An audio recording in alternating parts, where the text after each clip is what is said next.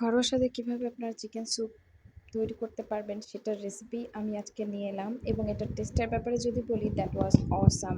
এই জন্য যা যা লাগছে: স্লাইস করা চিকেন, একটি ডিম, সয়া সস, টমেটো সস এবং দুটো স্পাইস অ্যাড করেছি, মরিচের গুঁড়ো এবং হলুদের গুঁড়ো। আপনারা চাইলে এটা স্কিপও করতে পারেন। এবং আমি স্যুপের যে লিকুইড ফর্মটা আছে সেটার জন্য নিয়ে নিয়েছি এখানে ম্যাগির যে স্যুপ থাকে সেটা। এবং চুলা না জ্বালিয়ে আমি হুইস্কের সাহায্যে ভালোভাবে হুইস্ক করে নিচ্ছি যে লিকুইড উপকরণ আছে সেগুলোকে।